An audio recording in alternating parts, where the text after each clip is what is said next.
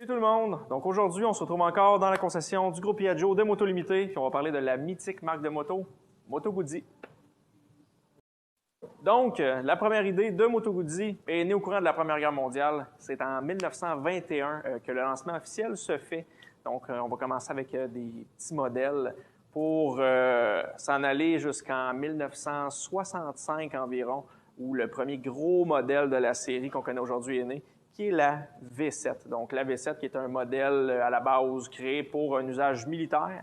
C'était surtout la police italienne qui s'en servait. Jusqu'à temps qu'il y ait un contrat avec la Highway Patrol de la Californie qui se fasse. Donc, il y a eu une grosse commercialisation du modèle qui s'est faite aux États-Unis pour ensuite se faire pour l'usage récréatif. Donc, de là est né le modèle qu'on connaît aujourd'hui, la V7.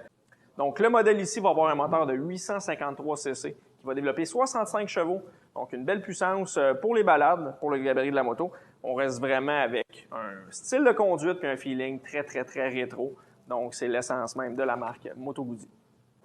Donc, si on revient un petit peu à l'histoire de Moto Guzzi, comme qu'on disait, l'histoire est partie vraiment pendant la Première Guerre mondiale. C'était trois associés, en fait, qui étaient Carlo Guzzi, puis deux de ses amis, il y avait là-dedans deux pilotes de l'armée de l'air, et il y avait aussi un pilote de moto qui ont décidé de créer leur propre modèle. Mais malheureusement, au cours d'un vol d'essai, il y en a les trois qui a perdu la vie.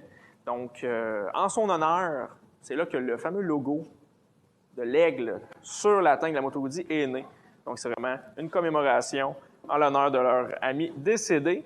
Mais ça ne l'a pas empêché, par contre, les associés de poursuivre le rêve des trois fondateurs initiaux. Donc, ils ont vraiment poussé le développement jusqu'en 1921, comme qu'on parlait. C'est là vraiment que le boom de la marque est parti. Donc, développement des premiers modèles, une grosse présence au milieu de la course à cette époque. Puis, c'est de fil en aiguille jusqu'aux années 60 que là, vraiment, le vrai gros développement s'est fait. Donc, le premier bicylindre de l'histoire qui était carrément à l'opposé du concept de base, mais qui a vraiment fait décoller la marque en gros pour ce qu'on connaît aujourd'hui de la mécanique et la motorisation complète de Moto Guzzi. Et pour la suite, c'est en l'an 2000 que Aprilia va faire son entrée dans le monde de Moto Guzzi en achetant la production. Donc, on va avoir vraiment un gros changement du côté Moto Guzzi. Mais vraiment, le plus gros coup, ça a été en 2004, où est-ce que c'est le groupe Piaggio qui a carrément tout racheté. Donc, l'usine de production qui était à Mandello del Rio, en Italie. Donc, le groupe Piaggio devient propriétaire de la ligne Moto Guzzi. On connaît Moto Guzzi pour être spécialisé dans les modèles très, très rétro et très conservateurs des modèles d'époque. Mais on connaît aussi Moto Guzzi dans l'aspect aventure de la moto. Donc, embarqué dans la grosse mode des séries aventurières. C'est de là qu'on va trouver la V85 TT.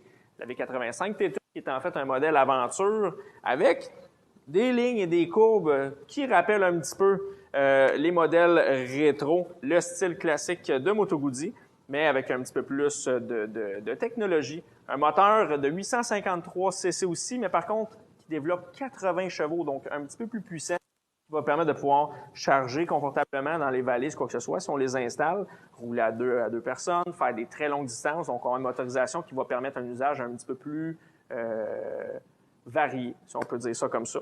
Donc, une assise un petit peu plus haute, garde au sol qui est plus haute aussi. On va avoir une position, une ergonomie très, très droite, donc très confortable, ce qui permet d'étirer les rails très, très, très longtemps. Donc, c'est ce qui termine le survol de la marque centenaire Moto Guzzi. Donc, si vous avez besoin de plus de renseignements, vous pouvez nous voir en concession. Sinon, nous, on va se retrouver dans une prochaine capsule dans la concession Groupe Piaggio de Moto Limité. Merci.